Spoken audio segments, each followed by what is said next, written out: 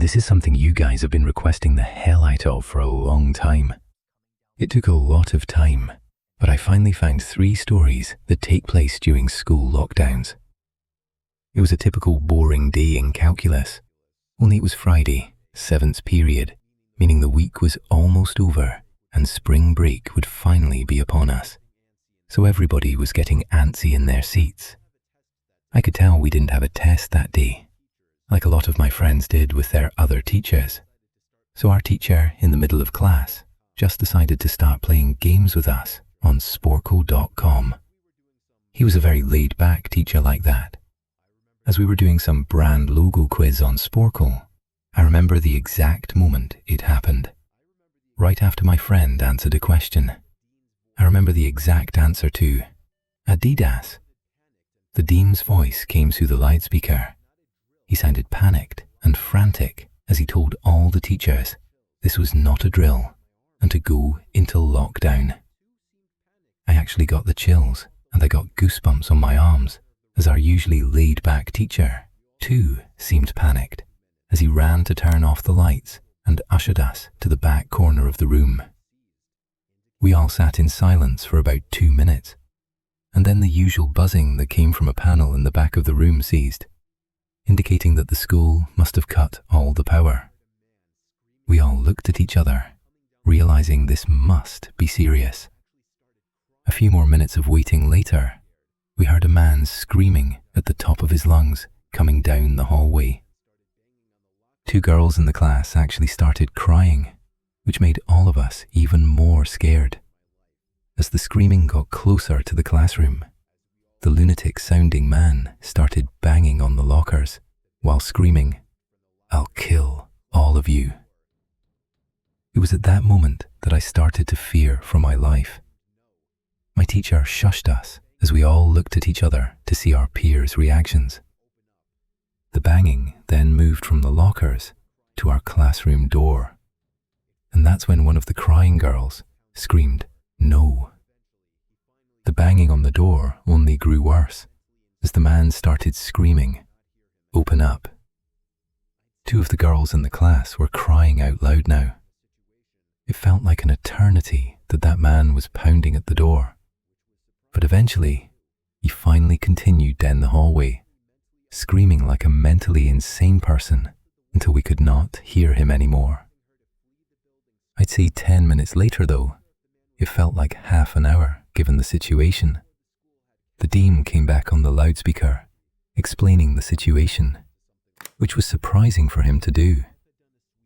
He explained that some apparently mentally unstable person entered the building and assaulted the woman sitting at the front desk, causing her to flee the building screaming. And staff wasn't sure if the man was armed or not. Now this was before the school had cameras or could afford proper security, so the school was wide open to something like this happening.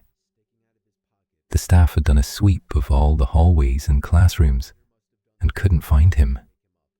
So the dean instructed the teachers to resume teaching, but to keep all the doors locked and to not let any students leave for any reasons. The most disturbing part, however, is that one of the janitors working the night shift found the man sleeping in one of the storage closets near the back end of the school. And according to rumours that were spread by my peers, sticking out of his pocket was a .44 Magnum. The janitor must have done something stupid to wake him up. For example, leaving the closet door open. Because by the time a police officer could arrive on the scene, the man was gone. My entire class, as far as I know to this day, has no idea if this man was ever found. But I like to think that right now, he's being given the proper help that he needs. My school has 2 lunch periods. First lunch period is for all 6th graders and some 7th graders. The second lunch period is for the other half of the 7th graders and all 8th graders. The lockdown happened in the beginning of October. The day the lockdown occurred, it was overcast and rainy. During the first lunch period, I heard 4 loud boons. I personally thought it was thunder, but the entire lunch crowd started screaming. I was thinking those kids were just serious. But the campus security came in and started yelling at people to go into the multi-purpose room. And the kids who were in mine buying lunch had to throw out their lunch and come inside. Me and some friends went inside the room along with a huge group of other kids. Everyone was curious as to what was happening. Our multi-purpose room is huge, and the back wall of the room is made of see-through glass. When me and my friends were rushed inside, the campus security was covering the glass with the curtains, and there were adults at every exit. My friend Eric was curious as well as the rest of us, so he asked one of the adults what was going on. When he came back, he said, "You know how right in front of TMS there's those houses?" I replied, "Yeah." "There's this mentally disabled crazy man that barricaded himself in front of his house, and he's threatening to commit suicide and kill the cops if he's evicted. He was walking around outside of school, watching kids in weird way," Eric told us. It turned out the man was also a registered sex offender. Making matters worse, we were stuck in the multi-purpose room for a whole hour, taking up 2 periods. After the whole thing was settled, we were escorted to our classrooms one by one. I later found out that the man lives next to my friend Brandy, who told me about the previous Halloween, when she saw the same man at his window, cutting his arm and writing in his own blood, "Don't come here or I'll kill you," on his window. Of course, being Halloween, people, including Brandy, assumed it was just for the holiday. But after this horrific incident, we knew this man was mental, and we're glad he never got near us. I'm 22 years old, fresh out of college, and I recently got a job at my old high school as a sort of computer intern in the school basement. The basement of the school is very messy and disorganized, but there is a small 3-wars office that's actually very nice down there. It has 3 nice big desks, 2 mini fridges, a flat screen TV mounted on the wall, and oh so satisfying air conditioning. A luxury the students and teachers cannot enjoy in the school. And of course, all the school servers and other computery stuff. I got the job because 3 of my old computer teachers flat out adored me. I could actually consider them as real friends, not just teacher figures. So they all helped tremendously in landing me this job. It's been great, until something that happened a few weeks ago. My 2 co-workers that shared the office with me, Dave and Gary, weren't in the office at the time. They were upstairs working on papers or whatever. I was eating my sandwich during my lunch break when I got a phone call from one of the women in the front office, telling me the school was on lockdown and that somebody, possibly armed, had entered the school.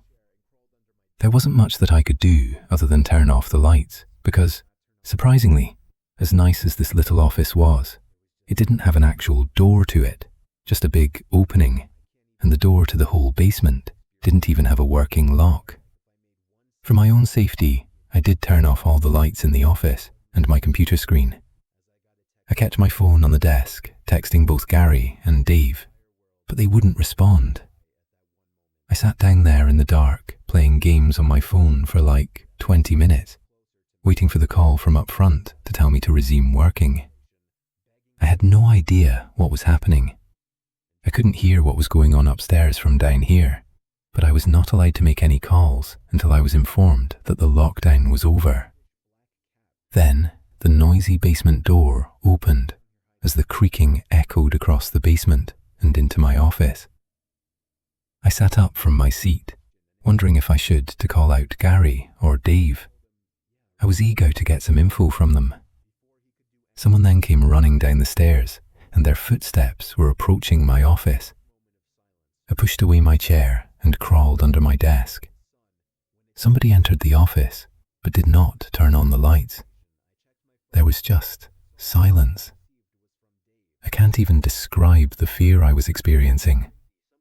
I felt like if I made one sudden noise, I'd be a dead man. Suddenly my phone dinged as I got a text message.